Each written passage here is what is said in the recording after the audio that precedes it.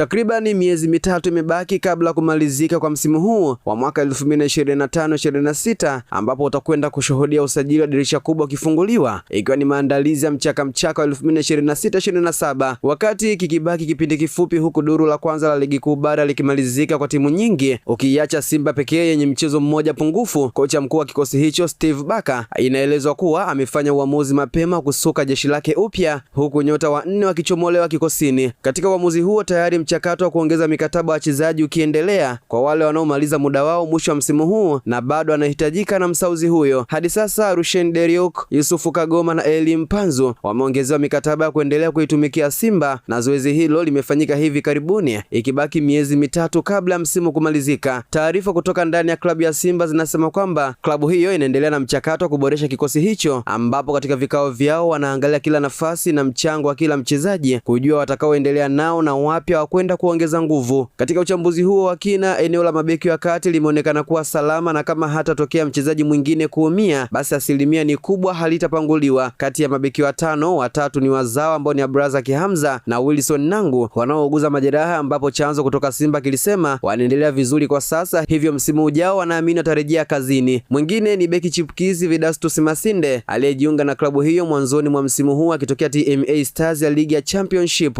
Masinde aliyezaliwa Juni 16, 2006 akiwa na umri wa miaka 19 anatazamwa kwa malengo makubwa ya baadaye. Kwa upande wa mabeki wa kigeni, Rushen Deriok raia Afrika Kusini hivi karibuni ameongezewa mkataba wa mwaka mmoja utakaoishia mwaka 2027. Mwingine ni Ivory Coast Ismail Olivier Toure aliyetua wakati wa dirisha dogo msimu huu na sasa ndiye anacheza pacha na Rushen. Moja ya chanzo kutoka Simba kimebainisha kwamba kiungo wa kati aliyejiunga na Simba Agosti 14 mwaka 2025 Nabi Kamara raia wa Guinea kwake kuna mtihani, kwani licha ya mwanzo kuonekana ni mchezaji muhimu kutokana na kucheza nafasi nyingi ikiwemo beki wa kushoto na kati, mbali na ile ya kiungo ambayo ni asili yake, lakini ghafla amepoteza namba kikosini. Kupoteza namba kwa kiungo huyo kumekuja baada ya kufanyika usajili wa dirisha dogo, akiletwa Nixon Kibabage upande wa beki ya kushoto akisaidiana na Anthony Mligo, huku eneo la kiungo pia kukiwa na maingizo mapya. Nikinukuu chanzo hicho kimesema Nabi Kamara anaonekana kutokuwa na kasi ambayo kocha anaitaka, lakini pia eneo la kiungo mkabaji Baka anahitaji mtu asiye na mambo mengi na mwenye uwezo wa kucheza kwa kiwango kikubwa muda wote wa mechi bila kuchoka. Kwa ilivyoonekana Kamara hana nafasi, na ndio maana kocha akapendekeza asajiliwe kiungo mwingine, ndipo tukafanya mazungumzo na Kevin Nation. Kocha hivi sasa anahitaji kiungo mkabaji mwenye sifa hiyo kuu na sio apande juu kuchezesha timu, kwani eneo la kuchezesha linajitosheleza baada ya maingizo mapya kipindi cha dirisha dogo. Mwisho kunukuu. Chanzo hicho kimeeleza kwamba kutokana na hilo ndio maana Alassane Kante naye mwisho wa msimu huu amewekwa katika listi ya wanaoondolewa. Wengine ni Jonathan Sowa na